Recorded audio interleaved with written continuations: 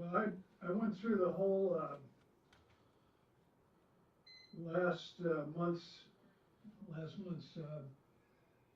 show and took down some notes if you want to read that when we start. That'd be great. Yeah. Yeah, I think the problem was last time I didn't have some of the switches turned on as far as the remote audio, so you're only hearing it was picked up on the microphone. So. Okay. Like I said, I was not very happy with myself. So.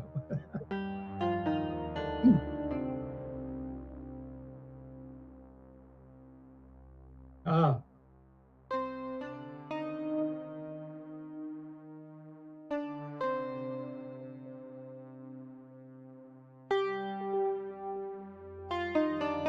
Keep the place. So mostly me at this point, but we got enough donors to get through until I could. I'm doing about 100 hours a week right now, and so that's going to help me dig out of the hole and keep the place afloat, so it can get, catch another wind, because for a while there it was totally on its own 2 feet because we had the Dropout TV and other donations were up, and it was I didn't have to spend a dime of my own money to keep it going. It was doing well, and then middle of last year, donations just started drying up like crazy. Well, I'll tell you Dropout what. something we could reach out to again? What? Is Dropout something we could reach out to again? No. Oh. They made Inflation it very clear. Basically, they're only supporting LGBTQ causes. And their latest one is paying for sex changes for drag queens. Okay. That is their focus now. They got lambasted for supporting us. Yep. We don't not support. It isn't our focus. Our focus is, everybody. Yeah, roughly. We're not focused there. And because we don't focus there, their more vocal audience members lambasted them, and so the CEO promised he would never donate to us again. Even though we did nothing wrong, he was just that's the audience he wanted to focus on. So that was a complete surprise to us. It all happened in Discord. You never saw it put out on the news. It all was a Discord channel, and he was like being really defensive, and he's like, okay, fine, I'll never donate to RPG research again. He wasn't. He's like, they're great, they're wonderful, and they just lambasted him until he caved. So, yeah, that's unfortunate because they had talked about doing like a recurring thing for us originally, and they were basically, as far as I'm concerned, bullied into not doing it. So. Oh well. Now that's too bad, but also what I wanted to say, Hawk, is inflation is hitting everybody. And, yes, and so we have seen everywhere. I talked to lots of nonprofits that the last 9 months have been a challenge for many of them. Yeah, Absolutely. well, I mean, Absolutely. when we moved to Yeah. Mountain Home, it was my wife and I, our situation was we were in pretty good shape.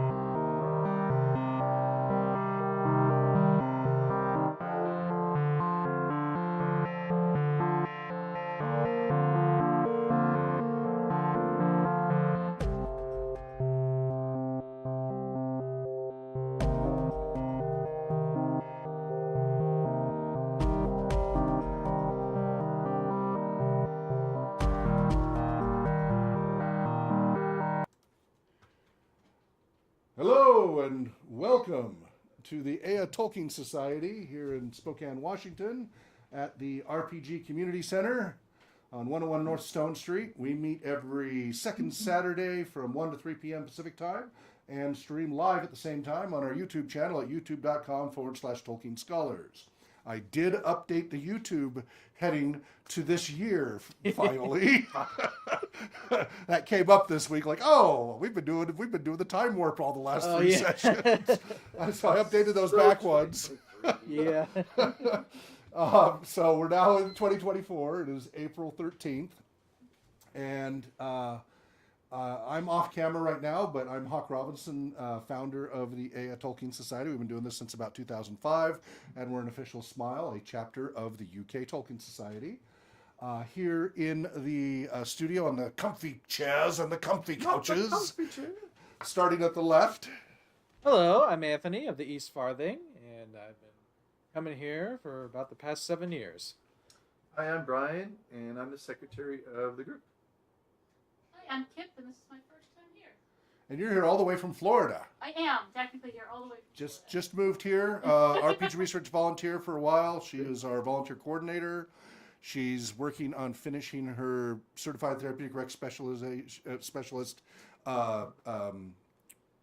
internship up at Excelsior, and has apparently moved here. So Yeah. we are so fortunate to have her. She'll be able to help us with both the nonprofit, and then she's also joined at RPG Therapeutics as an employee. So we're really happy to have her all the way from Florida. You're the third person from Florida. So, although Emily went back, right? Professor Messina went back. But Dan moved here from Florida. You have no hurricanes? Yeah. And then, Joey. hey Joey, he's been one of our semi-regulars here for a few years now. We're always happy to see him when he's here. How you doing today? Good. Wonderful. And then joining us remotely from other far-flung reaches of Middle-earth, let's start with Chris. Greetings, I'm Chris Cooperstein, coming to you from the South Farthing, where the grass is growing and the horses are out in the field eating it. Excellent. And from Idaho. Yeah, I guess that's my cue. Yes. Yeah, this is Gary Haglund from Mountain Home, Idaho, which is 40 miles southeast of Boise.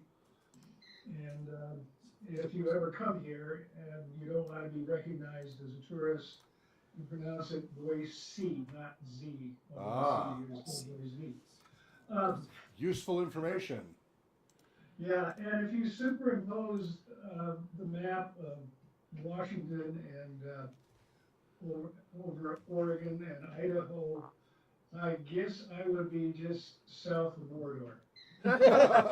So the Hawad Wraith down near Umbar? Harad, yes. Far Harad. Yeah, something like that. Though the climate is not. The climate. All I know is that our folks down here would be on the wrong side. Yeah, I think your climate's probably closer to like Helm's Deep or something than as far as where you are. A little more mountainous and such. Beautiful area.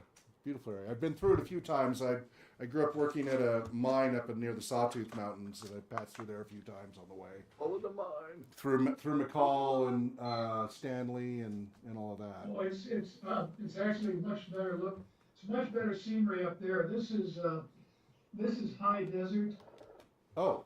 And you can imagine that it's pretty Selfies to plain us. and flat and lots of sagebrush and tumbleweeds. Okay.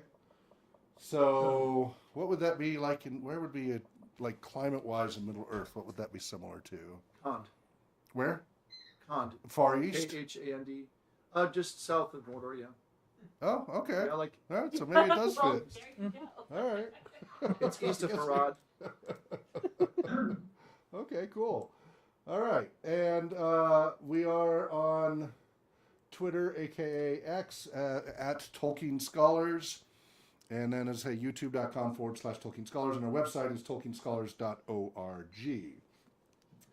All right, so Brian, did you get a chance to make notes? Otherwise, luckily Gary did. Good job, Gary. Thank Yay, you, Gary. Gary Why don't you Frontman. go ahead and go through the notes you have, and we'll review them. Well, first, let's let Mr. Secretary. Last time, uh, March 9th, 24, we were chaired by Hawk Robinson. Anthony was here, Joey was here, Esther, plus one of her friends from Renton, Washington, joined us That's right. remotely. Chris, or enlisted guy was here, and I was here. After introductions, did a recap as best we could of the January, the January, was it January? February. Was the February meeting, because Brian wasn't here, which was unfortunate. Missed him. Yeah, and then the next thing I got in my note is reminiscences from you, Hawk. And I can't remember what that was about, even though I listened to it about an hour or two ago. And one of the things is we had no specific thing that we were going to talk about. So actually, it turned out, I thought, very well. Esther discussed what she wanted to know, the similarities between her and her mother and Christopher Tolkien and his father. And she says, well, her mother's a writer, but she's a better editor. And it was basically the outcome of that discussion was, yeah, Christopher Tolkien knew he was not a great author, but he was a very loyal son of his father, and did what he did as a labor of love. So we did that for quite some time. That led to a conversation on writing styles and to Tolkien's work habits, which were not great, but he was undoubtedly impaired by being a college professor. And then we discussed the reason for the second season of Rings of Power not being shown yet. And then Hawk, I think, educated us on the shooting, post-production, reshooting, this type of thing that we all went through. And then we went to, Joey asked a question about the parts of the Shire. We discussed them. And finally, it was letters. Well, Anthony read letter 225. Chris read 226. And I read 227. And that's where we stopped. Wonderful. And Thank you so much, Gary. one question I got. Are we going to be able to see you folks? Oh, you can't. Oh, fiddle with that. Yep. Thank you, Gary, for reading the notes. Thank you, Gary. Well, no worries. Said the disembodied voice.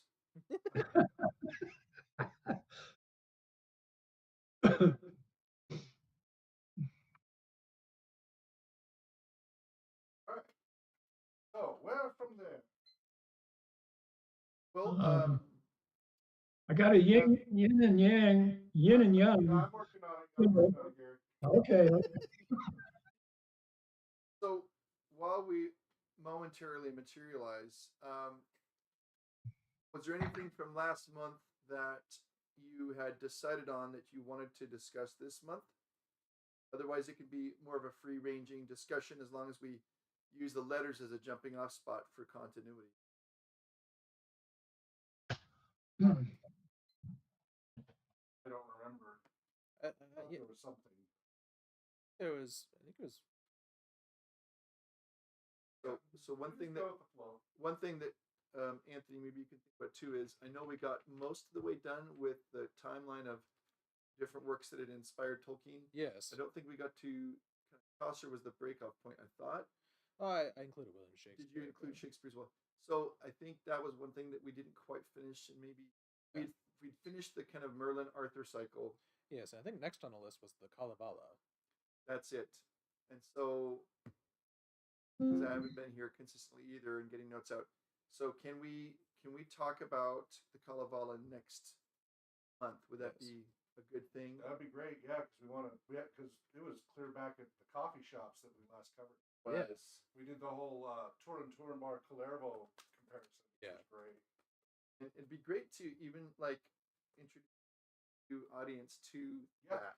Yeah, That don't so- know these Well, we've influences. learned a lot since then too. We have, yeah. So we can discuss it. Oh, with yeah. new insight. Also, so I'll put that down for May. The other thing we might want to think about doing is May begins the 50th anniversary of we had a World Fair here.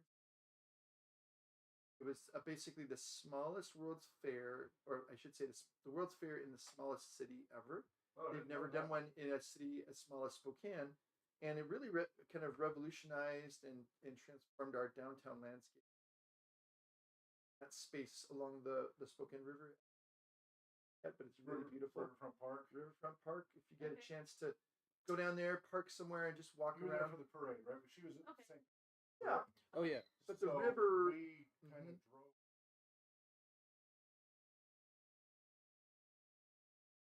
Was into the east of it. Some people would see Okay. downtown as the center of Spokane. I think that because it's not only the gravity of how it everything kind of that's the lowest point, but it's also where it began. That's where the city. Anyway, I say all this because it's the 50th anniversary starting in May. Mhm. So either May or in June, or sometime between May and I think May to July is when the big festivities are going. Kind of have these little events kind of tying into years since then. Our World's Fair had an environmental theme, and even the symbol for the World's Fair is a Mobius strip, and it has green, blue, and white, reflecting on the environment, the land, the water, and the air. And of course, there's a lot of I think overlap with art study about Tolkien and his works. Hawk at one point presented a paper on the trees, and I was just thinking, Which Hawk, Tolkien Society read at their oxen moot and stuff. At yeah. Oxford. Oh And nice. so one thought I had was just either in May, going along with the coinciding with the beginning of that kind of the 50th, or if we want to bump it back a month, that's fine with it. But May, June, or July, I would love it if you could maybe read your paper or maybe an abstract of it or something. Yeah, it's not that long. Yeah. Paper. So since you're the author, Yeah. you won't get into any trouble copyright no, wise. Yeah. So as Well, long as you promise not to sue yourself. Yes, okay. All right. Only because you asked. The I know Oxford, it's tempting. the Oxford folks asked me to come. Well, why don't you That do would've it been awesome to here? do so. But yeah, I we know, will do so here. And we will do it properly That'd here, be awesome. and it will tie in and synchronize with the fact of in Spokane, special kind of milestone. I think that would be lovely. Yeah, that'd be great.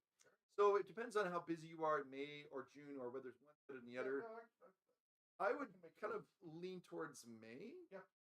Which case we might say, okay, all I do is grab it and read it. It's like, Yeah. and then does it work with doing the Kalevala same month, or should we push that back to June? let's do that separately because Take up a lot of time, Yeah. I think. That also there's a gives lot us of material. that gives us more time. It does. Yeah. And Anthony, if you have a real Zen, like, sorry, Yeah. a yen for maybe like a little bit of a, because you've sometimes done this with classical sources. Yeah. Of saying, well, here's the basic idea. Each of we could chip in or whatever. I'm just thinking, feel free if you have time and you want to kind of give us your perspective on. So anyway, the Kalevala. Yeah, I In June. have a copy, so I can, Let's do that. You can even start, thinking ahead there yeah, in May or June. in June. Kalevala in June then. And Hawk, if you can be ready to read your paper. Yeah. And we'll talk about Tolkien and Even if I humans. forget, I can just grab it online. Well, I know that. But then we could discuss that. We could talk about Absolutely. all the different things. And for those of you who are not living in Spokane, we would love for you to think too about what is a like a maybe connections you have with that, maybe a favorite tree growing up, or how what that looks like to that is part of our connection to Tolkien. So yeah. All right. Okay, thank you.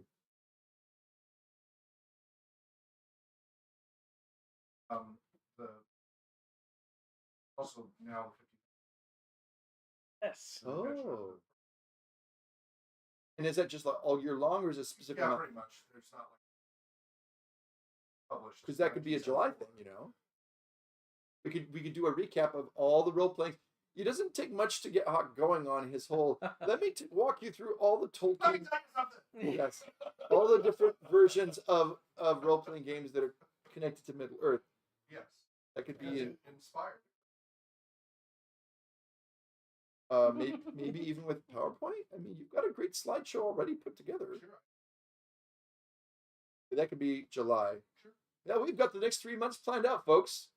Feeling pretty Nice. good about that. Yeah. You know, Well, that would take. I mean, a mini. Yeah. I'm behind it, but I can't lead the. No, I. Yeah. I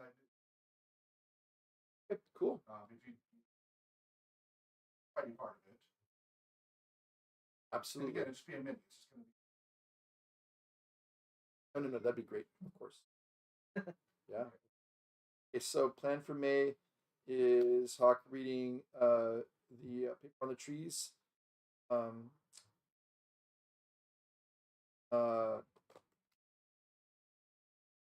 trees it's called, right? Tolkien and his love of trees. Okay. June we will read Air, the Finnish epic, the Kalevala, which is a mythological. Tolkien's love of. Right, thank you. Air, Kalevala, and well, it's Turin Turambar, but do we want to be specific about the children of Hurin? I mean, that doesn't matter. Is that broader? Well, Yeah, that's what's broad. The Kalevala and the children. but I thought that Turambar and Kalervo. that the children of Hurin is the story of Turin Turambar. Yeah. Well, Turin It Turambar has- is a central. Is there most okay? I thought that was all mostly about him. I think it is. I thought it also had like. Well, we'll just use the chapter in the Civilian, which is shorter. Right. Yes. Summarize. We'll just do the summarized.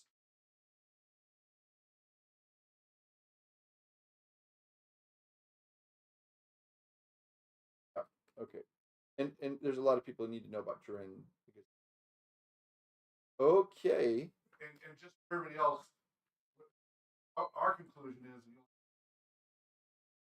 at Kalervo. Sorry for you. Yeah.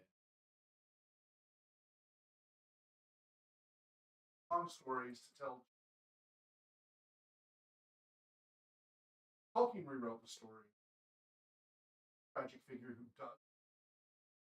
But he writes it in a way that you actually feel really bad for him. He's a tragic. And so much more sympathetic character. I like the rewrite of the Golden.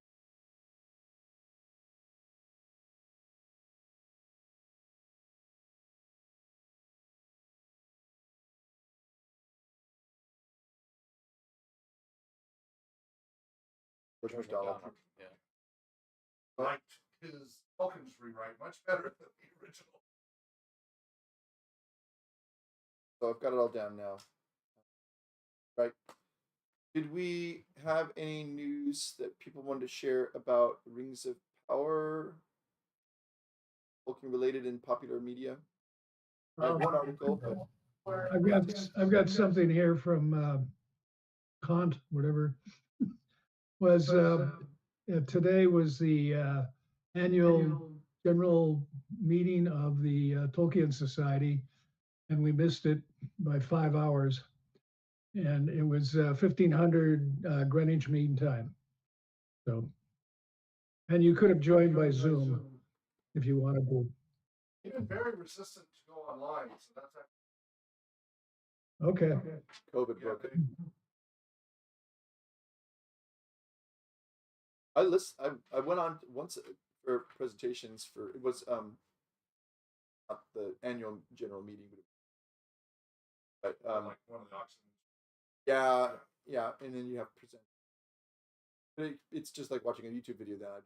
Then It's very slow. Not 20th, 19th century. So thank you, Gary, for that. That's the Tolkien Society, right? Yes. Yep. Chris, any news?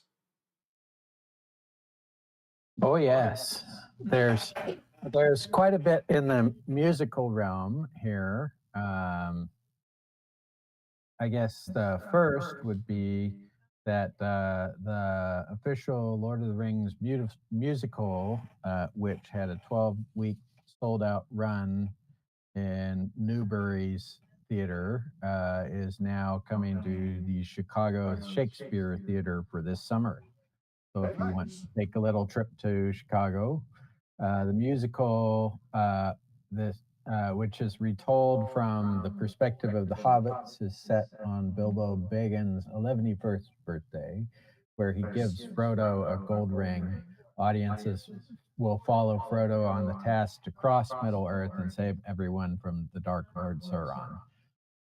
Obviously, this would be a much abridged one-night stand, but should be interesting. Oh, they're not going to do it like the rings cycle where you have to come back for what 9 weeks or something. Oh yeah. Well, that's the second item on the list. Is the Paul Corfield Godfrey Silmarillion series has been completed over the last several years. 4 nights for the Silmarillion, Feanor, Beren and Luthien, Children of Húrin, and Fall of Gondolin. But just this week on April 8th, the OneRing.net released news that our good friends at Volante Opera have been in touch with very exciting news that their work, this is the wrong article. Oh, yep. So they are producing a Lord of the Rings opera that is 15 CDs. The score will be out in 2025. And it is a 6-night production. So it is officially longer than the last ring cycle that existed. Oh, One-upsmanship there. Yes, indeed. So whenever that happens and is actually released in operatic form, I may have to go visit Wales for that one. well, that's right. That's in Wales. Royal Welsh Opera or whatever. Yes. And I guess the third one is as Peter Jackson is making his Disney Plus documentary on the Beatles, he can't help but bring the Lord of the Rings into that. That's funny. In the documentary, Peter Jackson, director of Get Back, tells the BBC that he's been scraping together what happened while making the TV series in order to get some clarity. While I understand that what I understand is that Dennis O'Dell, who is their Apple film producer, who produced The Magic Christian, had the idea of doing The Lord of the Rings, Jackson said.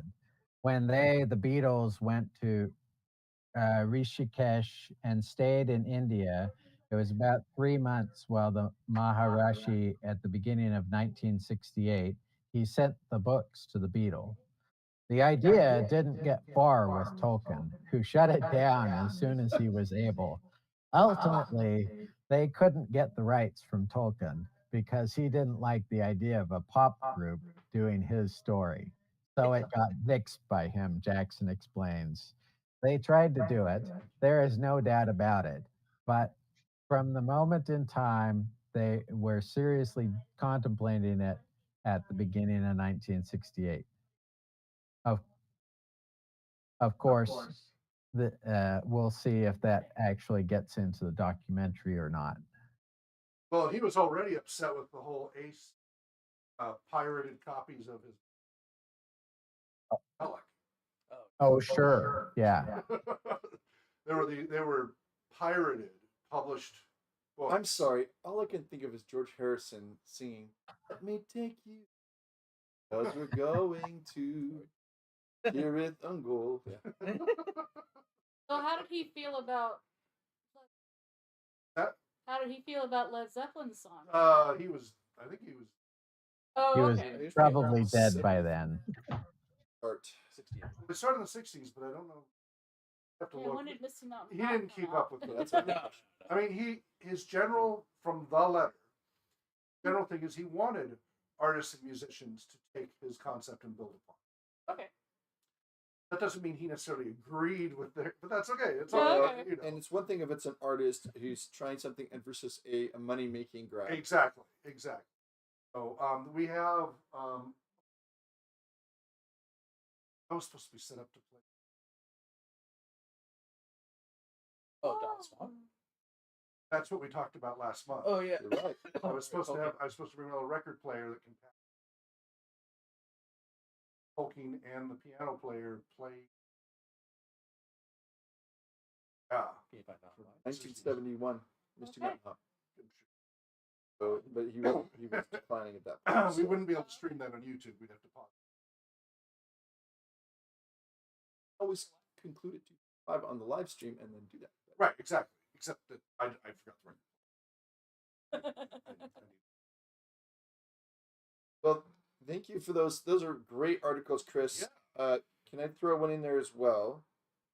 Sure. So this is gamesradar.com, and this is from 2 days ago. Lord of the Rings of Power, Season 2 news, and everything we know so far. I won't go into all the details. However, I will put these in the notes for the meeting. What's interesting is, of course, it's a bit clickbaity because it wants you to read the whole thing. Yeah. So I did the hard work and went through the whole thing. But what it does do is, as you already may know, season 2 already finished filming last year, so it's been in post production. As far as we know, they're hoping for a 2024 release. So I suspect it will be similar to last time, in that they'll drop it right at the beginning. That's when they did it last time. So my suspicion is end of August, beginning of September, when they might do that again. But we don't know yet. We do know that they filmed the second season not in New Zealand but in the UK, Scotland specifically, a lot from there. And then also they're trying to work as hard as they can to get that out, because there's some urgency to build on, obviously, their popularity or whatever. They will go through which actors are coming back and which actors are not. The character playing j.r.r, who everybody thought was maybe Sauron, but it wasn't. He's not coming back. Somebody else is going to be role.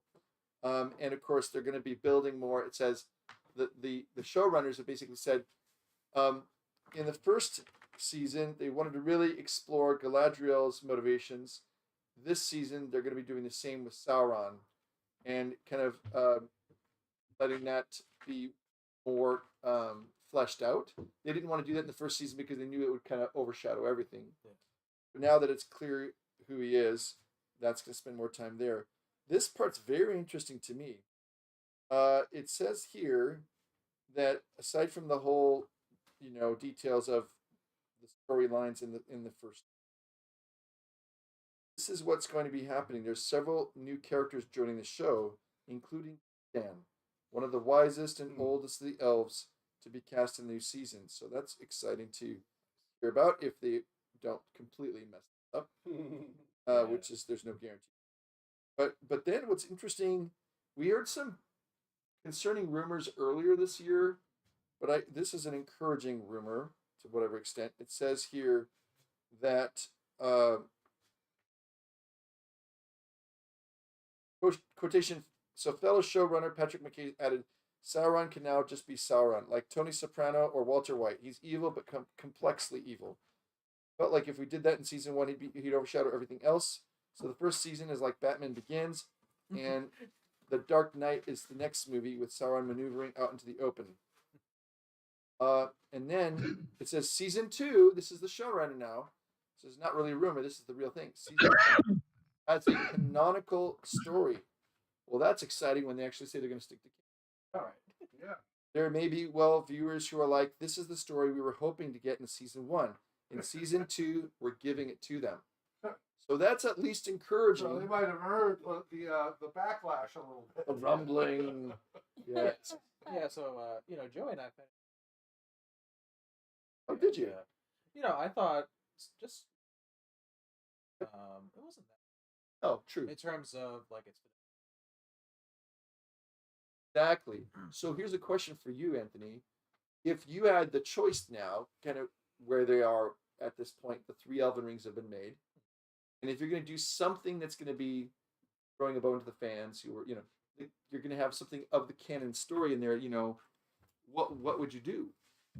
Going to be Celebrimbor and the whole kind of following the story of what happens to him, and Perhaps I would like to focus on.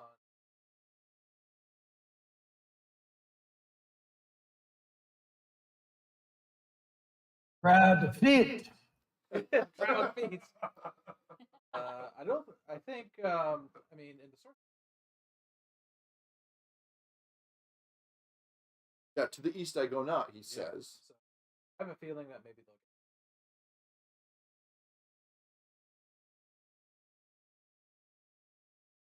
We don't That's my really prediction. know what Gandalf's doing during this time period, do we?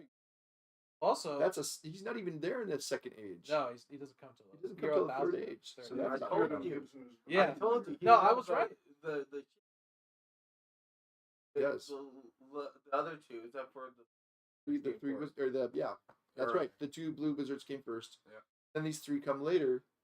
The blue wizards are supposed to be out east, but that's all third age. So I don't know. Yeah. But you're hoping it'd be nice to expand on that storyline. Yeah. I'm curious to know, Kip, have you seen the first season? Yeah, I watched it right when it dropped. And what did you think of it? I really enjoyed it. I have no knowledge of the source material. So just I haven't. on its own grounds, you enjoyed it. Yes. What are you hoping to see, like, just judging it on its own merits? What do you think they should do better and richer? Like, what in terms of character fleshing out or problems to resolve? That was kind of neat, wasn't it? A stranger. It was wholesome and fun and mysterious and It like was. And the yeah. music, I love that song.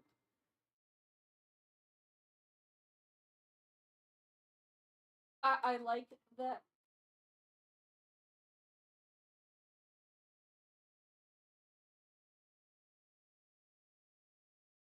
Not being over explained.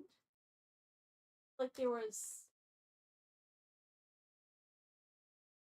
Was it by chance the whole Mithril and the whole Balrog battling with the thing in the tree? I felt like that was over explained. yeah, Like yeah, trying to I come felt up with like there what's was this reason for why the elves want the Mithril, and then they made up this whole thing where elves can't survive in Middle Earth without Mithril, and I'm like, that's not even in the books, and it over explains it. yeah, I felt like there was a lot of stuff with the elf stuff that was like you're over explaining. Yeah. It's I'm gonna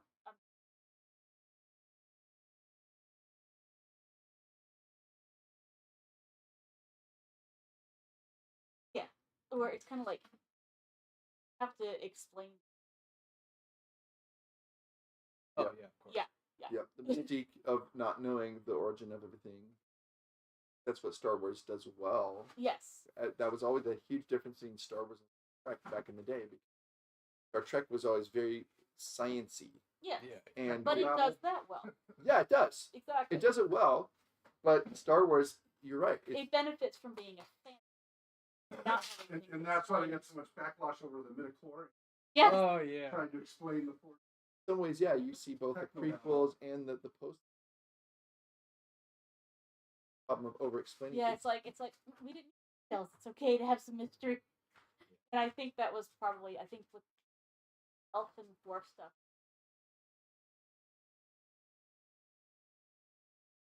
Don't doesn't help the story.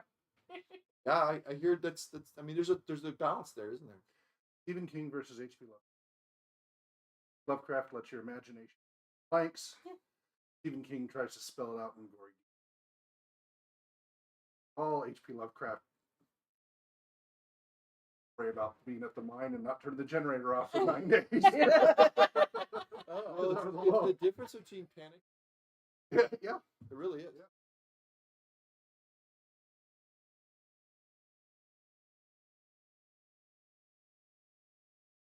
Oh, what were you gonna say? Oh, interesting. That's maybe.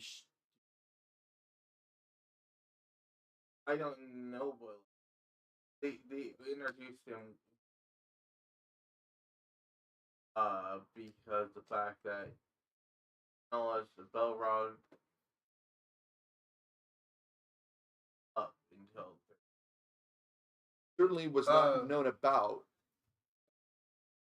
A Balrog or Balrogs? No. He's talking about the Durin's Okay. Bane. Durin's Bane. Okay. Yeah. The one in the Misty Mountain. He's not known about. When they showed that though, it didn't show people finding him. Yeah. It showed him that he was there. yeah. So the question is whether they're going to.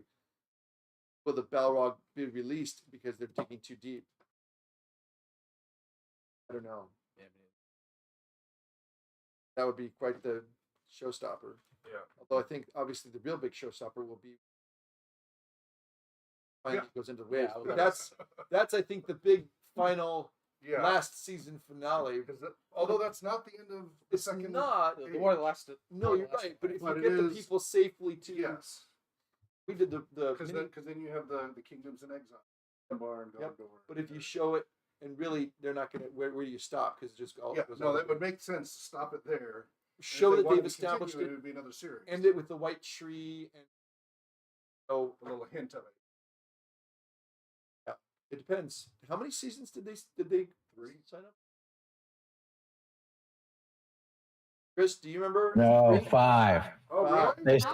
They signed for 5. The question is whether the They remain, only you know, funded for 3. two has to get better for them to probably get past 3, in Yeah. my opinion. It's like the Chronicles of Narnia when Disney did the Prince Caspian and then they did Voyage of the Dawn Treader and it was like wah wah wah.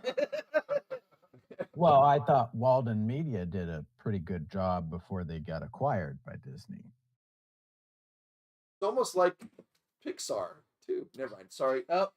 I better Star not say Wars. anything Or more. Star Wars. Yeah, or Star Wars. Okay, well before we jump on any more bandwagons, so anything else related to that before we move on to Letters of Tolkien?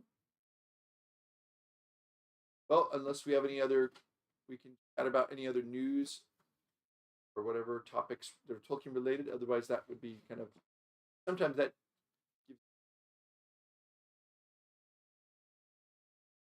Anybody? Bueller.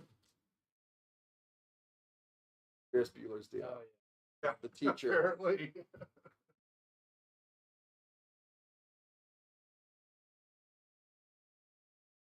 I keep Very quiet hearing- out there. Go ahead, Gary. Yeah, I keep hearing that they were shooting for this summer to put the second season on, but I don't know. Oh, And what you said, 2 years ago, they put the first season, I think it started on September 1st. But last year on September 1st, they had the second season of Wheel of Time. So I don't know if that's going to continue or not, because they ended it at a point where they could end it if you watched it. I know some of you are purists and didn't particularly care for it, but I had never read the books, and I thought it was very entertaining. Sorry to be such a heretic, okay? Robert Jordan. Well, I haven't seen it, so I can't really speak to it. I tried reading the first book, and I kind of lost interest, but there's some people who really. I liked the first book, but I read it when it came out in the 80s when I was. And then later in the early 2000s, my sons were especially. And I reread the first book. I was like, oh, it's okay. And then as the other books went on, it just seemed to get more and more. But my youngest son loves Robert Jordan's time. However, what he likes even more is when Brandon Sanderson took over. Yeah. He actually likes Brandon Sanderson's version better, which I have not helped finish because Robert Jordan died before he could finish the book. So they worked with Robert Jordan's wife. He says the writing was much better under Sanderson. Sanderson's a professor of like creative writing. And he was here in Spokane.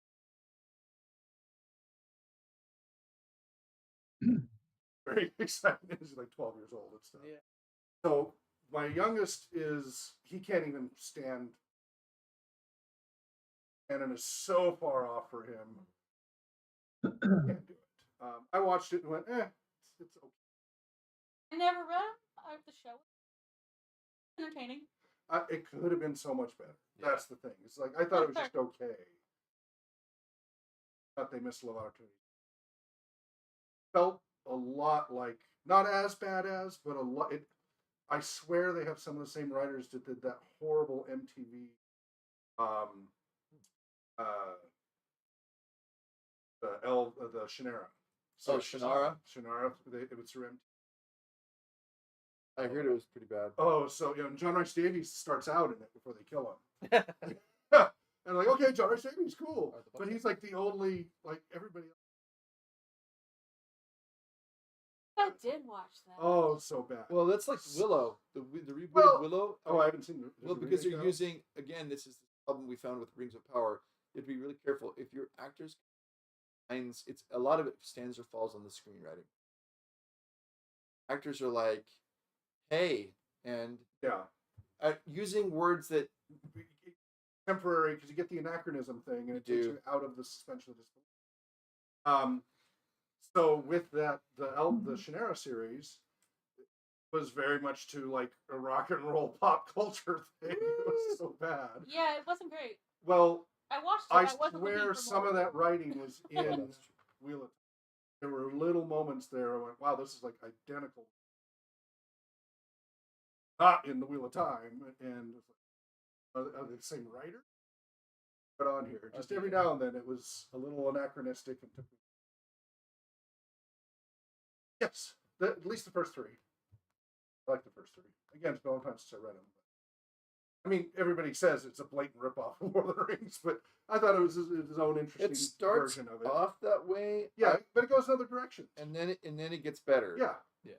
I felt the first book was very much like derivative. That. Yeah, highly derivative. But he kept going and I like the first three. So, Sword, Elfstones, and Wish Song, or something like that. Exactly, that's the order. And actually, he wrote some after that, but I feel like the first three are the best. And that was Terry Brooks. Terry Brooks. Yeah. Another one I'd love to see made, but it probably won't be. Well, they have to.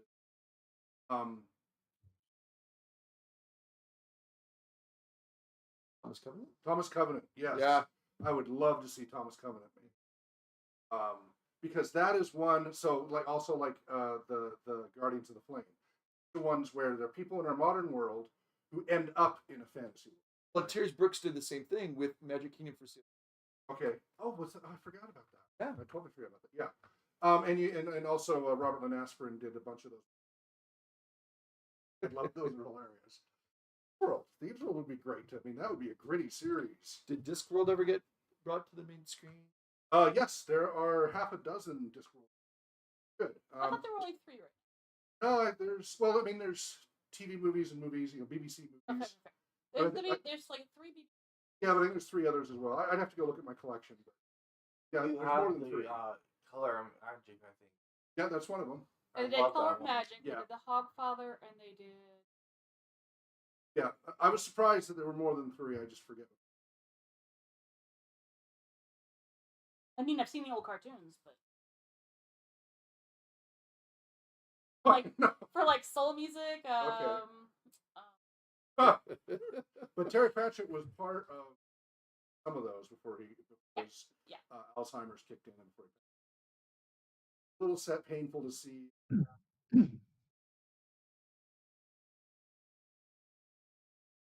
Very. Yeah. He was really, because he had a.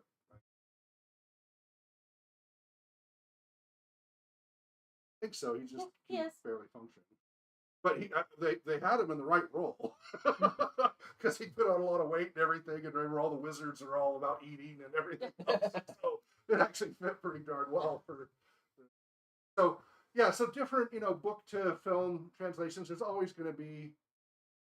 There was an naysayers, but- adaptation of like watch series that Brianna was involved. Yeah. Brianna Pratchett was involved with Yes. it, Yes. and then she wasn't. Huh.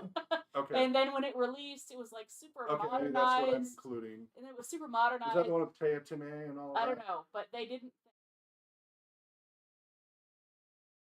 There's Yeah. also the Postman one. Yeah, the Postman, Going Post was really Okay. good. Anyway, But the back watch to one, Tolkien. Brianna's like, no. What's that? Back to Tolkien. Well, actually, Pratchett's style, especially the first book, is all about poking fun at all of these tropes in very fun ways. With Cohen the Barbarian and Yeah. all these others. Yeah. And I love Cohen. Let's go get some shoop. Oh, my back. Yes. Yes. So the How Run first of the book, Heron. there's a lot of little poking fun at Tolkien. I gotta get those books. Color of eventually. Magic and Light Fantastic both. Yes. And those would be good ones to tie in at some point. Okay. And he wrote prolifically, so there's a lot of great material there. I think it'd be nice to introduce. I started reading Pratchett at 12 and then just didn't. That was 30-something. That was like For my a year. That's like my Piers Anthony phase. I was in. Yes. Yeah. Oh, here's Anthony. Oh, Yeah. wow. Yeah. Oh, yeah. I know. I don't read it Series anymore. And sci-fi. I and- know. oh. Although the Immortal series, especially his outtakes about what was happening in his life at the time. I may have. Like when he's writing about death, he had all this death happening when he was like all this. it was pretty interesting. That was some of his much more mature writing. Rider on a Pale Horse and all that. So we went on a lot of tangents, but I think the main point is about different translations to screen and how it isn't an automatic. Oh well, everything that goes from book to screen is bad. No, there's a wide range of. Actually, that was pretty good, even if you don't agree with all the canon. To that was just crap, and everybody agrees it was crap. Well, to hey, and very little that's true canon. Yep. But some that are closer than others. and even though I'm a purist in some sense, I really do believe that our storytelling that our still does, like people are still they still love stories, but the way in which people love stories now mainly is, and it should always be a good thing. People want to enjoy a good story. So that entire campaign was based on my paper. That's cool. So I move to go on to talking about the letters of Tolkien, if that's okay with everybody. And since I wasn't here last month, I'm sorry, but I'm looking at letter 227 because you guys read 225, 226, 227, right? Right, Gary? Those were the ones. 227 was the last one. I think so, yeah. Correct. Yeah, that's correct. That's what I said. So I really wish I had been here for the discussion because We're what happy to read. a great little letter. There's one comment I wanted to make on it. So Let's read it. should we reread it? Absolutely. Okay. Who would like to reread that? Anthony, go for it. Letter to Mrs. East. 5th, 1960. Numenor, shortened form of Numenor. One invention.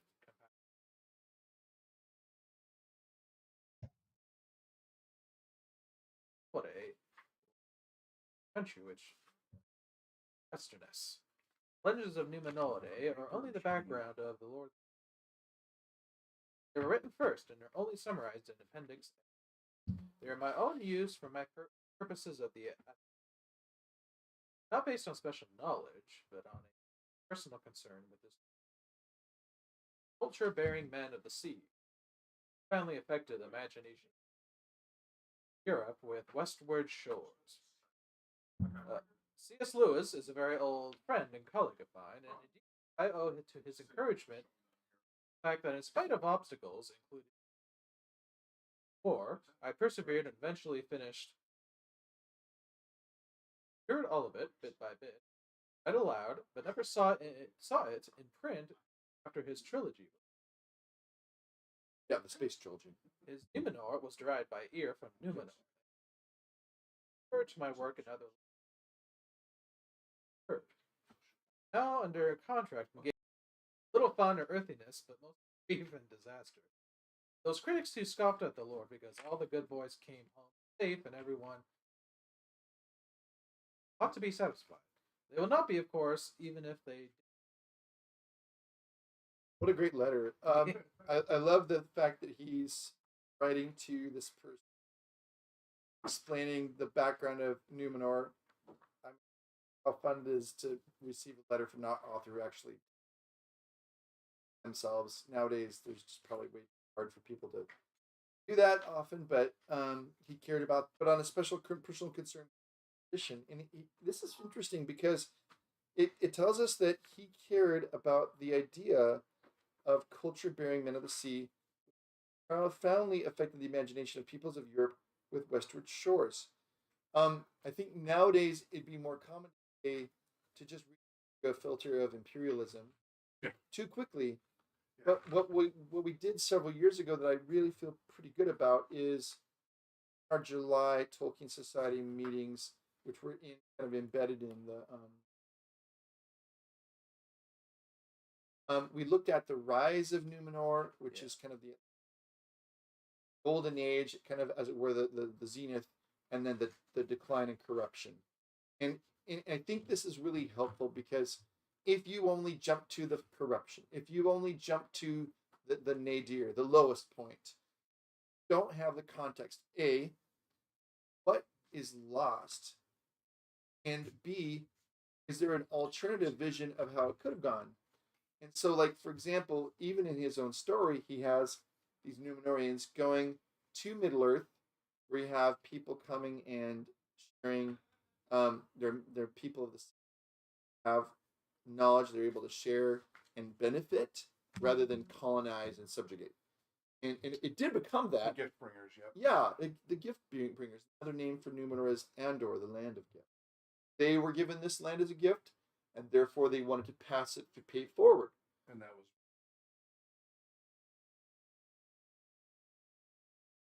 And I think that's really great because it's important to recognize that yes, it did go south, and that is but it is always a mix of the two. But here he's saying, hey guys, if we can just get to before even the whole age of exploration, saying those people who grew up in cultures along the Atlantic Ocean were affected. Their imaginations were affected because they Dragons. Yeah, and before the age of exploration, even. And so it makes me wonder, like in the United States, whether we live, Florida or you live over here, what is that? Is it space? Star Trek with the final frontier, right? Or the ocean? What is?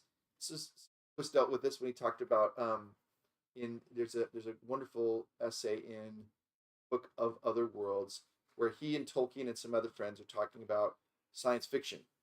And in the 1950s, science fiction hadn't been, in a sense, codified into what it became. Formula.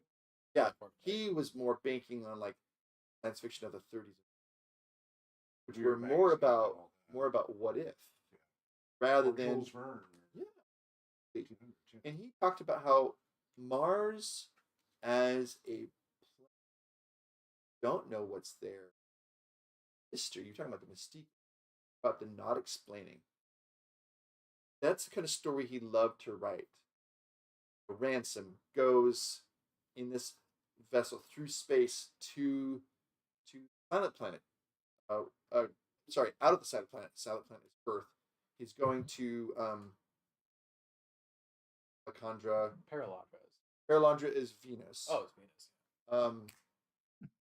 Can't remember what Mars was, but anyway, he goes to Mars and he experiences all these things, and it's really cool because there's no air really much of an atmosphere there. But if you go down to the canyons, that's where the life is, because that's where there's more air. And he deals with this, but he says once you actually send a satellite there and you have photographs and you know what's there, his kind of science fiction is no longer. It's almost like a flip, a reverse of the H.P. Lovecraft, but with wonder instead of dread. Where the more you don't know, the more you're like, wow. Which Asimov's side won out, I think. I can't. Really? No. I love that. I love Asimov. I'm torn. It's too technical. Like, I Yes. don't care. I don't care. There's soft side. Okay, yeah. Get to the story. Get to the story. I want the story, right? Well, the But Foundation trilogy is I would say that Doctor Who is another spot where that interplay between the dread of technology and wonder Yes. wins Science out. fantasy. That's Yeah. right. Yeah, Yeah. yeah. Well, Edgar Rice Burroughs, if you remember him, was, I don't know if he was the one who started the genre, possibly Jules Verne did, but Edgar Rice Burroughs and John Carter in Princess of Mars. Yeah. And, That's a you know, pretty good movie. Mars was in an exact opposite. It was a place of low gravity. You know, he could jump forever. Yes. Yeah. And, you know, it had enough oxygen to keep him alive, and Yeah. the life forms alive and stuff like that. You know, it was amazing. It is, because it shows what people are inspired by the story, right? When they don't know a lot, but they know just enough. Facts haven't gotten in the way of creativity. Exactly. And it's not, the facts are not the problem, but but run out of ground. Yeah. I feel like some people.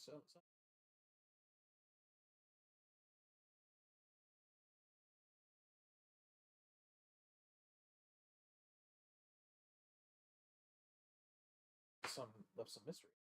True. But I think George R. R. Martin was trying. Yeah. That's right. It's that same Machiavellian, much more a political. Though it certainly had the religious. Tolkien and Dune was all about. Yep. And the religion, right? Politics and religion.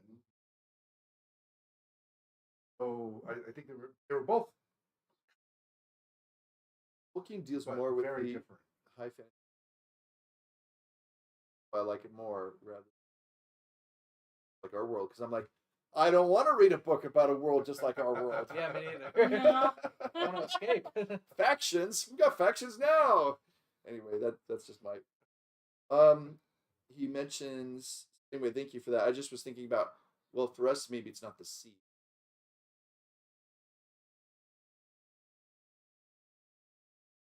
Yeah, space, or is it? What is it? The latest Ant-Man movie was. The Quantum realm. the phantom, the quantum. quantum. Yeah. Yes, Quantum mechanics. the quantum realm. Thank you, Gary, for the win there. Anyway, I love how he's like talking about how people were cynical and saying, well, the Lord of the Rings is just happily ever after, and nobody really gets hurt. You're like, No. there's a lot of What? sacrifice. Boromir, I think Boromir and even would disagree. Frodo doesn't come back. He's like, Frodo, I might not have died. I don't think time doesn't Frodo heal all doesn't heal. wounds. He doesn't.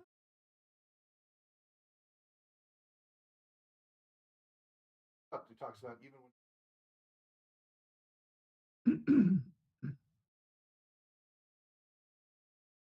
read that, but I think it was Really? somewhere I read that even going to Valinor.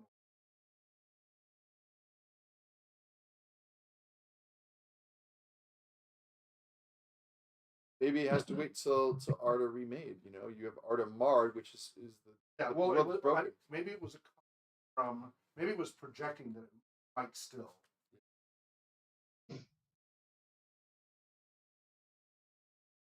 Oh, But it is the best place for right. him It is to- exactly. But it's more like a hospital. But still. it was exactly. It was tragic in his case. Well, I mean, yeah. Very much, his versus Sam, who was resilient. Yeah. Right, he completely bounced. Yeah. Went through the same experiences.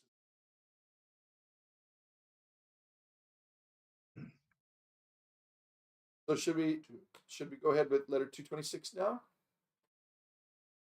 I mean 228. Sorry. I've got one last comment here. Please. I am now under contract engaged. This is 1961. So a contract fulfilled posthumously 25 years later. Yes. The Silmarillion. Yeah. The late 70s when that was published by Christopher. 1970. So Yeah, 16 years. So is that what the contract is for? It's for the Silmarillion. In putting into order for publication the mythology and stories of the first and second ages. And I would hate to have him as if I was at Allen and Unwin. This guy never finishes his.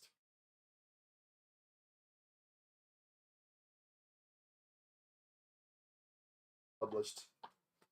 Oh, but part of that was because they wouldn't let him do the Silmarillion. That was his part of the. Well, now they're asking for it because Lord of the Rings was so. Right. Yeah. After. But he would have never finished. What do you think? otherwise. Well, like Ridiculous all these Silmarillion for- comments and quotes, right? Like when it talks about how on the fields of the Pelennor, tribes, the Rohirrim coming to save you, how they ride in, and how Theoden is like Orome, riding. Yeah. You know, he's making these like, references to thousands of he's- years. What? we get it because if you read it, you're like, okay, you can look it up on Tolkien. Oh, okay, yes, it's one of the Valar, and it's saying that he kind of has this almost demigod quality to him there. But when you're reading it when it's first published, you have no clue because you have the Silmarillion. So Do you think the public?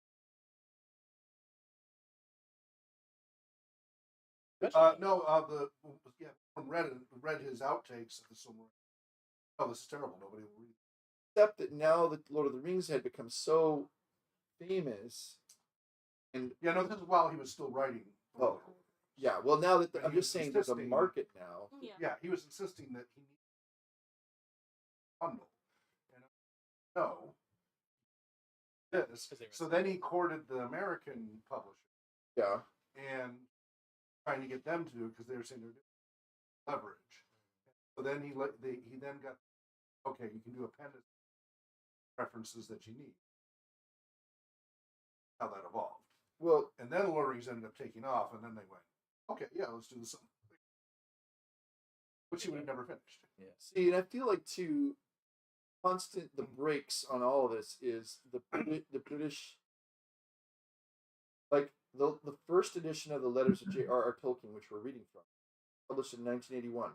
It just came out with a second edition with like 100 more letters. But I was reading about this. They did not put all of them in because some of them are not about Middle Earth, But B, Allen and Unwin couldn't afford 2 volumes. They're like, no. It needs to be one book. If we put all the letters in, it'll be 2 volumes and it won't sell.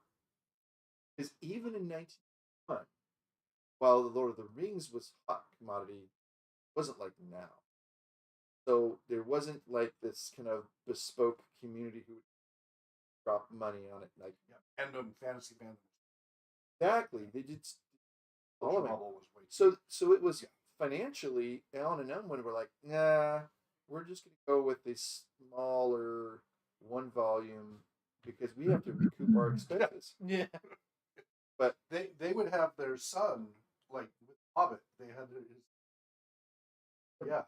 when he was, and he's and like, then well, it's for younger audiences, but I found I liked it.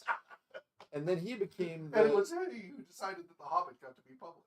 and he ends up becoming the leader, or the he's heading off the whole thing when his dad, I think at the time when the Lord of the Rings is published, working as an adult there. Because Hobbit's 1937. Yeah. 1938, I believe. 38. So we got 20 years later. It's the American edition. Later is the Lord of the Rings. Now Rayner's in his 30s. All right, well, 228. Show who wants to read it.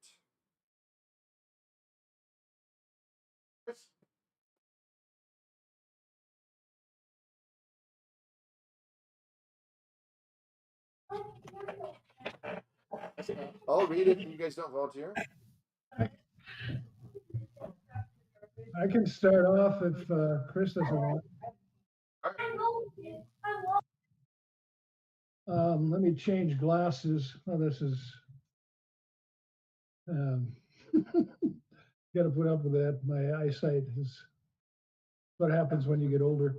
Anyway, it's a letter to, I guess, Allen and Unwin that's his publishers. Yep. Okay, and he's discussing something that's kind of a burr under his saddle, and that is translations of his works. So anyway, the Swedish publishers of the Lord of the Rings, Gebers, were dubious about including the appendices in their edition of the book. Tolkien's opinion on the matter was sought. And he starts out, I have great sympathy with any foreign publisher adventurous enough to embark on a translation of my work. After all, my chief interest in being translated is pecuniary. Excuse me. As long as the basic text is treated with respect, so that even if the touchiness of parenthood is outraged, I should wish to refrain from doing or saying anything that may damage the good business of being published in other countries. Okay, yeah, he's in it for the money. And I have also Messieurs Allen and Unwin to consider. But the matter of the appendices has a pecuniary aspect. I do not believe that they give the work a scholarly read, and I guess he doesn't know how to spell it either. Read pedantic look. I don't. If it's Swedish, it's Did he mean pedantic or what? It's just Swedish. That Is makes it? sense. Yeah, it's pedantic. I had no idea. I don't speak Swedish. Anyway, and they play a major part in producing the total effect. As Monsieur Gebers' translator has himself pointed out, selecting the detail and the documentation of two chief ingredients in producing the compelling sense of historical reality. In any case, purchasers of volume 3 will presumably be already involved. Volume 3 is not a separate book to be purchased solely on its own merits. Actually, an analysis of many hundreds of letters shows that the appendices have played a very large part in readers' pleasure, and I can attest to that. in turning library readers into purchasers, since the appendices are needed for reference, and creating the demand for another book. A sharp distinction must be drawn between the tastes of reviewers, and he comments Danish folly and all of that, and of readers. I think I understand the tastes of simple-minded folk like myself pretty well, but I do appreciate the questions of costs and retail prices. There is a price beyond which simple-minded folk cannot go, even if they would like to. Okay, let's stop there and have a discussion. Okay. So the first paragraph, he here that hoping to be able to get to derive, there you go, to derive some comfort and some reimbursement from all the work that he's put into this, taking him away from other pursuits. What does the Bible say? The ox is worthy. Don't muzzle the ox while it's treading the grain. The author deserves a chance to eat. What about the second paragraph? Anything you guys want to touch on? The second paragraph clearly is, people, he says people do like it because it provides the necessary reference. And in some cases, probably that was a similar in up by this time? No, it wasn't. No. It didn't come out after he died. Yeah. Fought hard for those appendices. So unusual.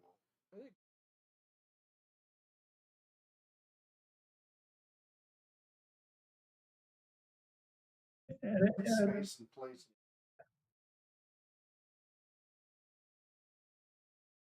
Big difference between. Yes. Did you hear us there, Gary? yeah, I can hear you fine.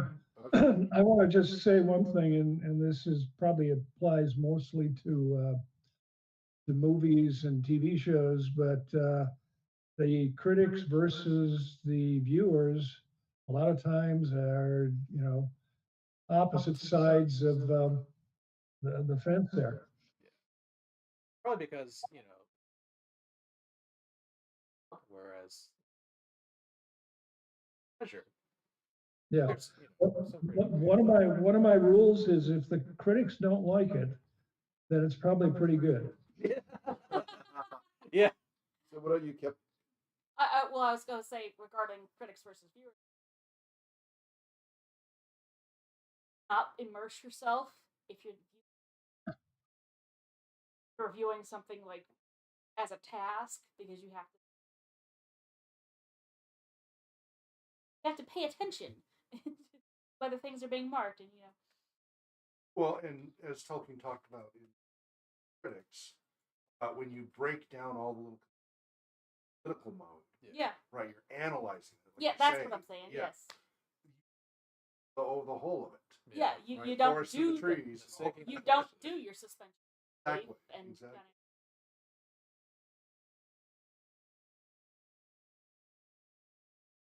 Yes. Yeah. And Looking at the whole story. looking at this tower, the stones that have fallen over. Right. Yeah. That whole thing. So Kip, you're saying that, like, instead of trying to be objective, like, you actually enter the story and to be able to yes. enjoy it as Yeah. it is itself. I think the level of enjoyment you derive from something, you can certainly enjoy analyzing it. People who rules lawyers, film majors, Yeah. they can certainly get a vast amount of enjoyment about.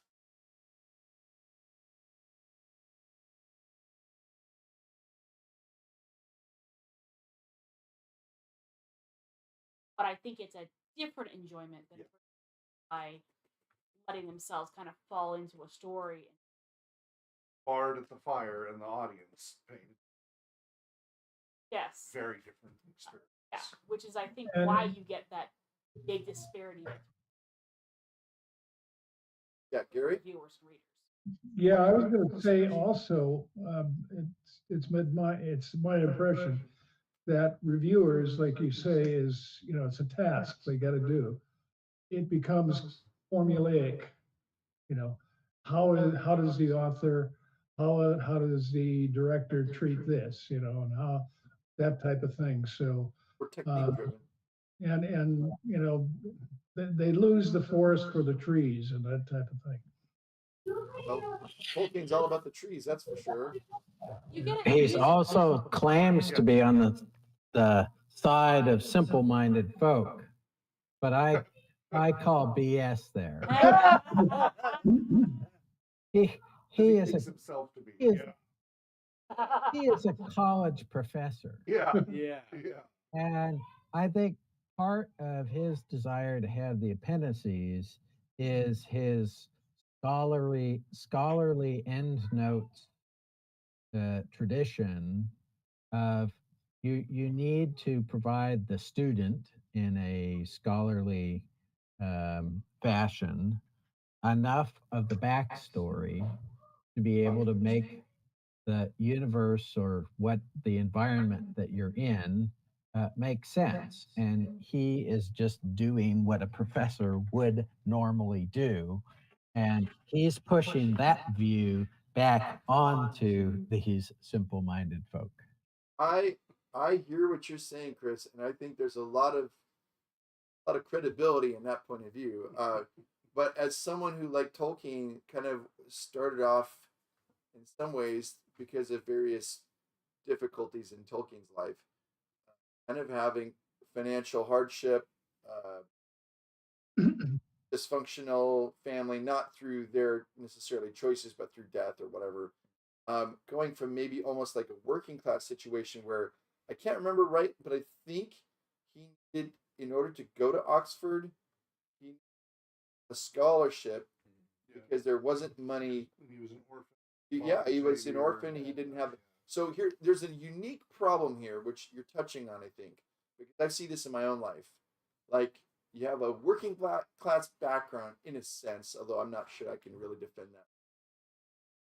Dad was a banker in South Africa, so that's not really working class. But he was an orphan. Coming from maybe almost a Charles Dickens kind of like, okay, he lost it all. He doesn't have a lot. He's being raised by Catholic priest, whatever. He doesn't. He's not rolling in the dough, is what I'm saying. Yeah. No, and then you get to this situation where, throughout time, because of this, that now you're definitely very much white collar, as you say, very.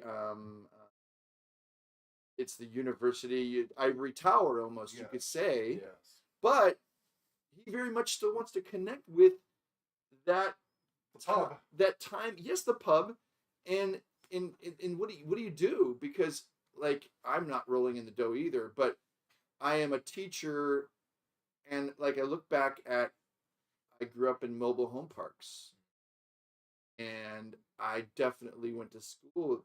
I was on the free and reduced lunch program. My mom was on welfare, all these things, but I was able to go to college. My grandpa had a trust fund set up for me, so I was able to do that. And so I got some advantages that some kids didn't get, was able to definitely have a better future, be able to go into teaching, even though it pay a lot because I wanted to. And so I'm kind of stuck in the same rut where I can be like, oh yes, us simple-minded folk. It's a little bit of a self-illusion is what I hear you saying there. Right? Is that right? He thinks that he really does think this. He's Yes. He's Yes. not trying to BS. He thinks he's a simple hobbit.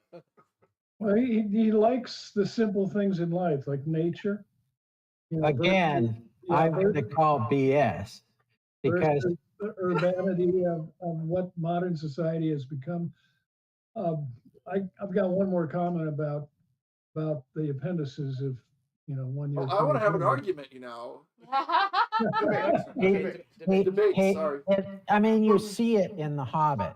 He's writing as the Hobbit who is has the most stately home, of which Tolkien did have some stately homes.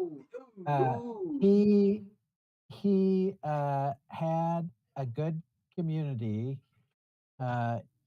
He had all the benefits of and probably all the status of having gone through two world wars and surviving. So you're just And accusing him of being middle class, Chris. What's wrong with being middle class? I'm accusing him of being upper middle class. He clawed his way up though, because Yes, he yes, he remember- did. The But question is, what is he now? Yeah. By then he is in academia. yes, At Oxford Don. I mean, College that's, college. that while you may not be financially higher in the whole British your in that whole status is 64 there. levels of Yes. Whitehall, you're going to be higher up in because of the education. So Kip, Joey, and Anthony, what do you think? It just reminds me. So my dad's father, he was a rum runner and he married a flapper. Oh, And then he Prohibition, baby. invented the wax paper wrapper for orange juice Huh. and became a millionaire in the 60s. Mhm. And my dad, till his dying day, says he grew up middle class. Right. Is it because there was Well, this desire to not be seen as upper class, right? That, in a way, right? Like even if you make it big, you want to still say, "Oh, well, I'm just like everybody else." Well, there's Yes, the whole that's- rich thing too. Yeah. That's a Right. very First British generation. thing to do. Yeah, because he never felt like he had a yacht. He had a road with a few mansions on it, but he didn't feel like he fit in the real Yeah. upper class The people. old money. Oh, because Yeah. they would definitely let him Yeah. know that he was not part of Yeah, it. they would poo-poo Old the money. new Yes, Yeah, yes. absolutely. So, Chris, were you saying basically that the self-deprecation, right? That the British kind of, were you getting at Yeah, that? even if you're wealthy, all the Brits and say the Canadians that I've met in Victoria and that type of thing, even the ones with old money, they like to hide it and not flaunt it and not show it, even though you can see it written all over the way they act, the way they dress, the events they attend. But you that make type it of sound thing. like the guy can't have that he's cut off completely just because he's an Oxford University Don. That now he's well, sorry, you're upper class. Oh, I'm not saying that at all. Oh, okay. I'm just saying that as Not simple-minded. No. that's correct. Of He all is the not- things, he's not simple-minded. Yes. But what He does is that not a simple country farmer. Well, but yeah, what does he mean by that? Because he doesn't mean feeble-minded. He like simple needs. an simple ordinary Joe. wants, He's saying, yeah. Farmer Giles. Yeah. okay, Gary, you've waited long enough. Go ahead. Okay. One of the things I think of value of the appendices, even though it was not the majority of them, of course, it kind of lets you know what happened to the characters in the book at this, when the Lord of the Rings ended. I mean, you know that Frodo and Bilbo went off to Valinor with Galadriel and Gandalf and what's his name, but what happened to Legolas? What happened to Gimli? What happened to Arwen? And what happened to Aragon?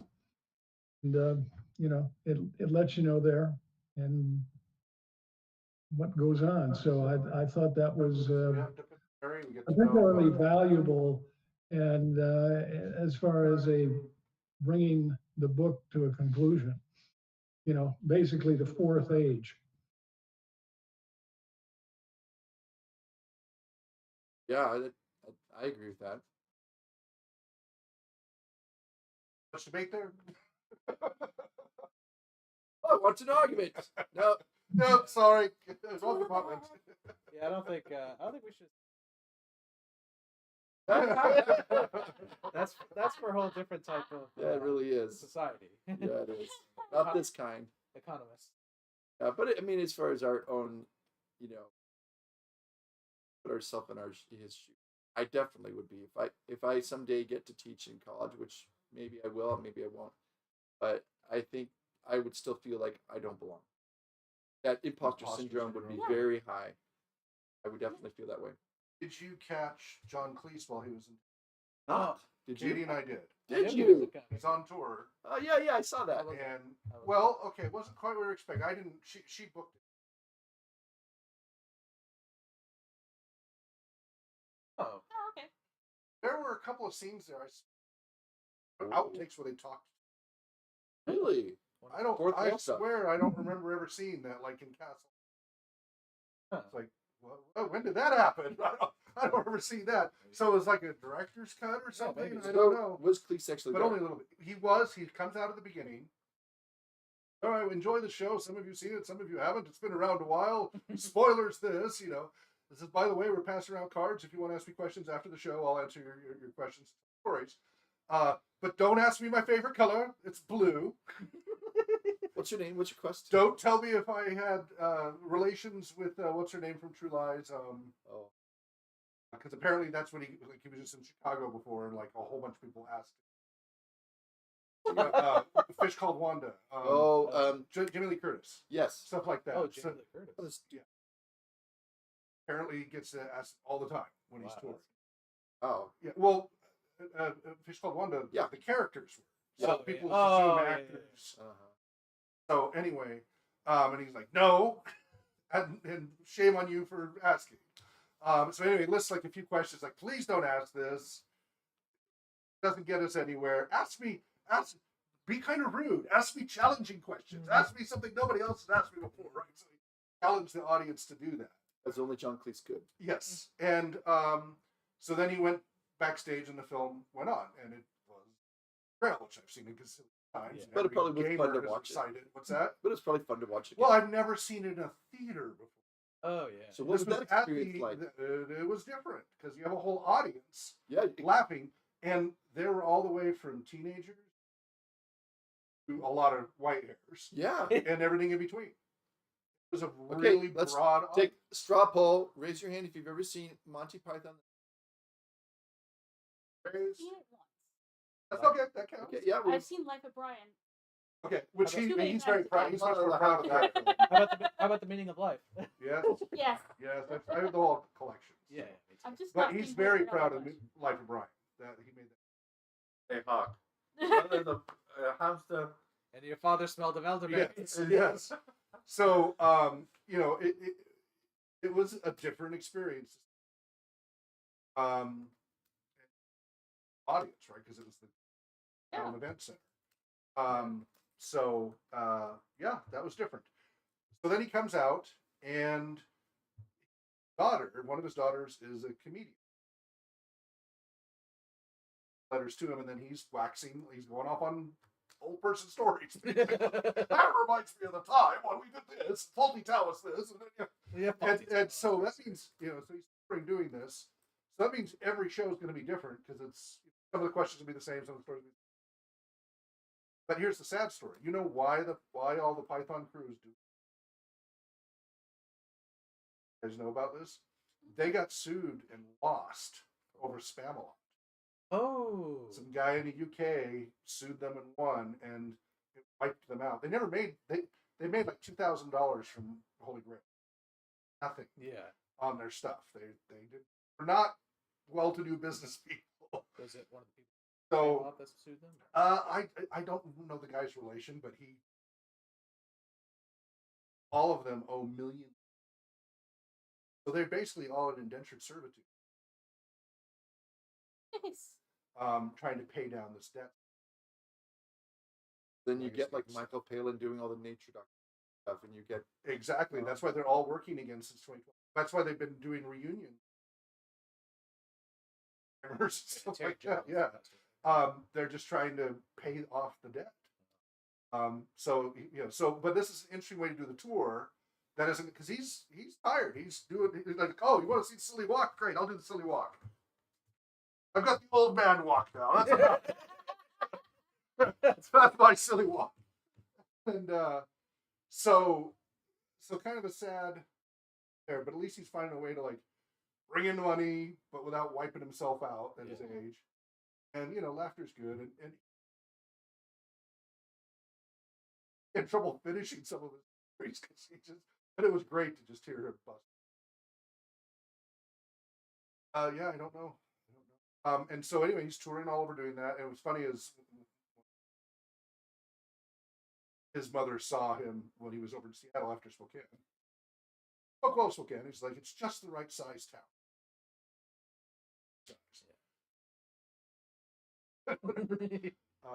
But the money thing, went to school to be a lawyer, ended up in this whole other direction.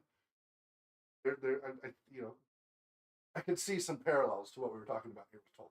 Yeah, it's okay.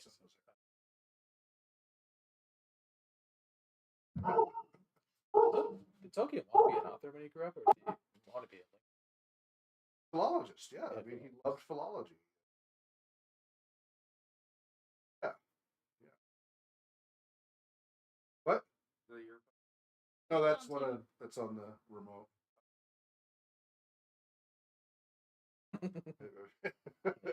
Too long a day to have them both here. Well, I tried very hard to find some connection between Arthur and Tolkien, but I can't find it.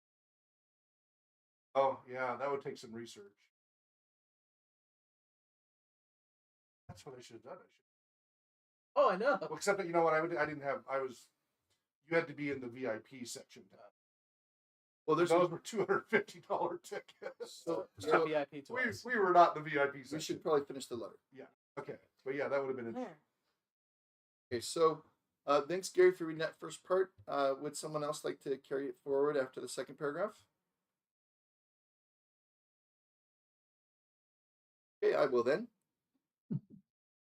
Volunteering? I can.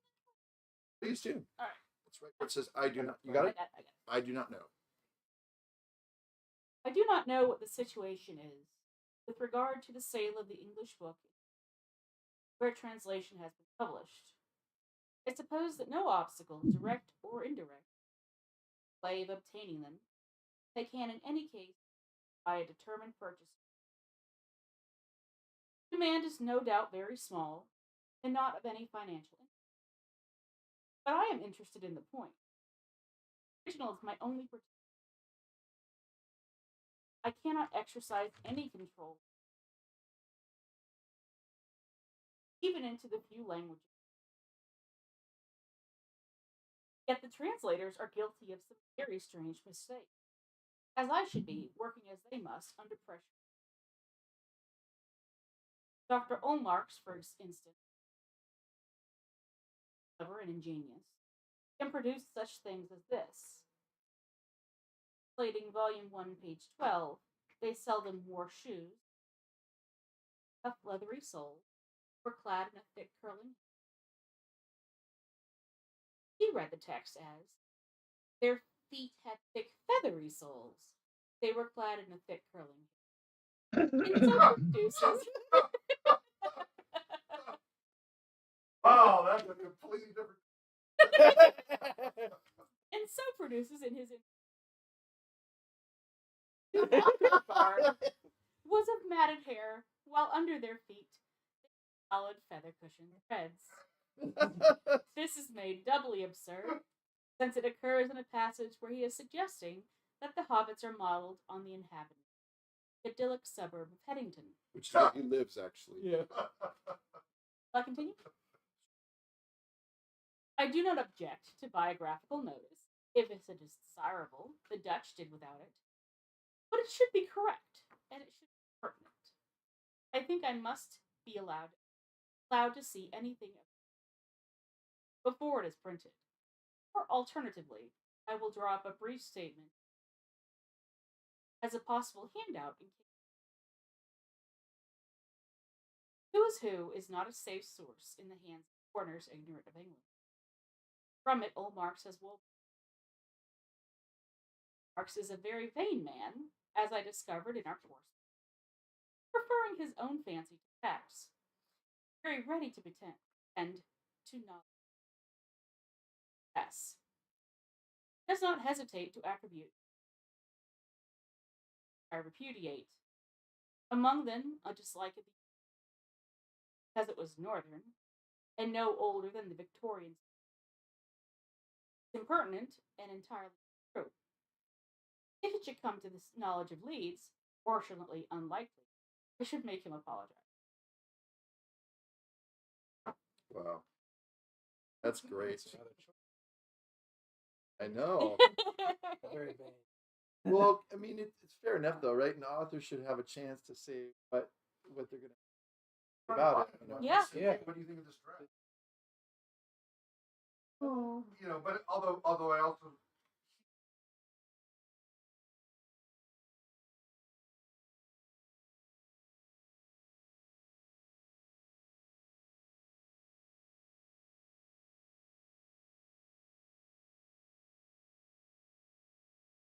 this is just correct. Catch those little glaring errors. But yeah, Very often, I think maybe intent because I mean, no, yeah, Lord of the Rings has got to be well done. Yeah. But I mean, how would an author know nowadays? You know, it's like gotta hire someone who's very good at translating, competent translator and bilingual. But I guess not everything is. Yeah. Well, so back in my youth, so like, I used to help put subtitles before there were official means to do so. Yep. And something we would encounter a lot, what my job specifically was to take the raw translations, make them sound like.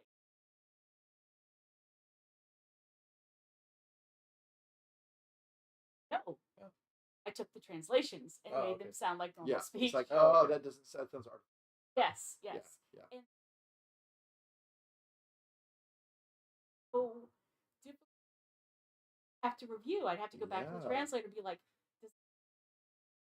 Right. Okay, I've made it sound like something.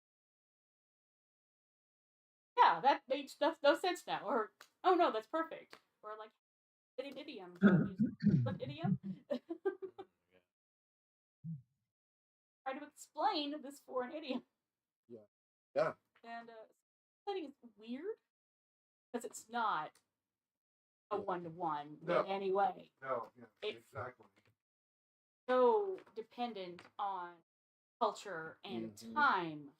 And The more creative it gets, the harder it is to translate. I think. yes. Because if it's just straight nonfiction prose, you could probably do it better. Yeah. The moment you start to stray Made into up words. And Yeah. stuff. Yeah. made up words, We've all read translated. Oh, Seeing how gosh. difficult that was. for sure. And Yeah. thankfully, a lot of phishing emails, stuff that you're like, this doesn't sound like good English. I No. think somebody's trying to scam me. I had a funny one on the reverse of that though. For 2 hours or 2 days. Yeah, fishing. Oh, that's legit. You need to go fish. Website I didn't recognize. I know. So I went to the website manually.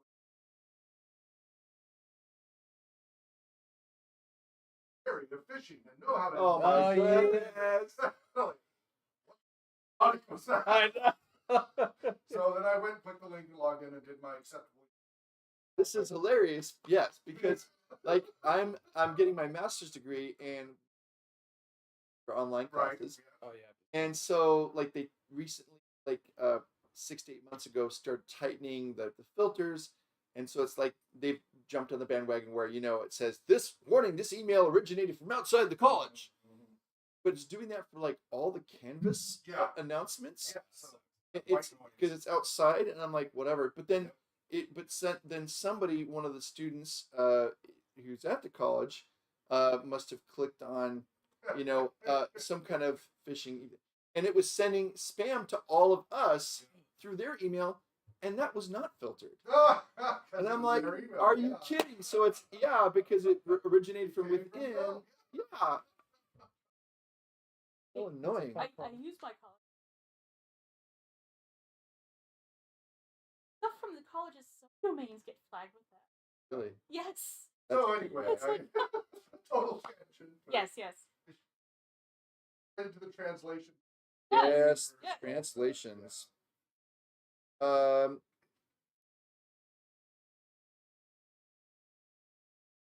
Well, and I think it's also easy for us to do something similar to what he's accusing Olmarks of, in that maybe you hear things that, oh, did you know Balrogs have wings? I mean, you can go places that you hear something about an author. Yeah. Like, I've never read George R.R. Martin. I don't think I really want to read him, but I've heard a lot about him. And how do you know whether what you hear is it actually trustworthy or not? And I think it's easy to do. Like, oh, he heard that Tolkien. In this case, you can actually check with the author.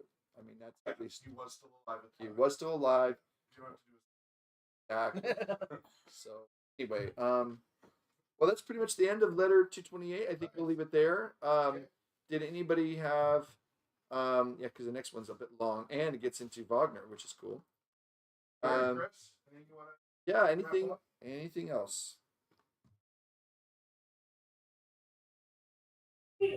Not much. I think we covered it. I've got to say, when I took Latin, our Latin teacher, who was also our head football coach, well, he was a Kansas farm boy, but he he was quite he had a lot of wisdom anyway. He said translation is an art, and it depends on what you're translating too, because I mean, Japanese is extremely hard to translate because, again, the culture. They say things that you have to know the culture to intuitively know how to take whatever they've been saying. Well, German is I mean, it's where English is derived. And it was like when I was in language school in Vietnamese, the course I was in was 37 weeks, and the same course in German was 12 weeks. So yeah, it was actually quite easy. And having taken Latin, I know a little bit about Romance languages and stuff like that, but there's so many cognates that probably makes that a bit easier than because the word order, the syntax is completely different than German. You know, basically it's what is it? Subject and the verb comes at the end. Subject, object, verb. And while Germanic languages are subject, verb, object. And that's one thing I liked about the Chinese related sentences. They didn't seem to have much syntax, although they were tonal, which also threw me for a loop. But anyway, that's all I got. Thank you. Anybody else?